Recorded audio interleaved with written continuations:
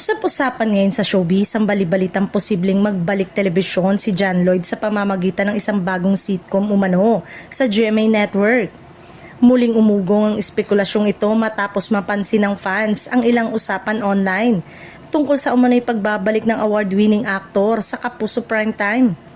Kamakailan ay naispata ng aktor kasama ang ilang matataas na opisyal ng GMA Network.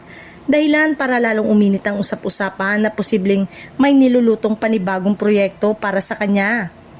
Dahil dito, marami ang naniniwalang hindi malabong may katotohanan ng balitang naghahanda na si John Lloyd Cruz para sa isang malaking TV comeback. Matatandang naging maayos ang naging pagtanggap sa kanya ng Kapuso viewers nang gawin niya ang sitcom, kung saan muling nasilayan ng publiko ang kanyang natural na husay sa comedy at effortless na pagganap sa light-hearted role.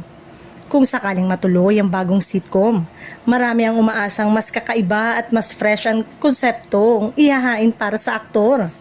Kilala si Lloydie sa kanyang versatility kaya tiyak na may bago na naman siyang maipapakitang atake sa pag-arte na siguradong aabangan ng viewers.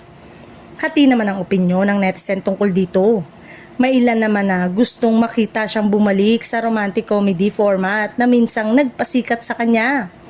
Habang ang iba naman ay umaasang mas experimental at makabuluhang material ang kanyang gagawin. Sa ngayon ay wala pang opisyal na kumpirmasyon mula sa kampo ni Lloydie o sa GMA Network, pero dahil sa kanyang kamakailang pagkikita kasama ang mga boss ng network, lalong lumalakas ang paniniwala ng marami na malapit nang muling mapanood sa telebisyon ang isa sa pinakamahusay na aktor ng kanyang henerasyon.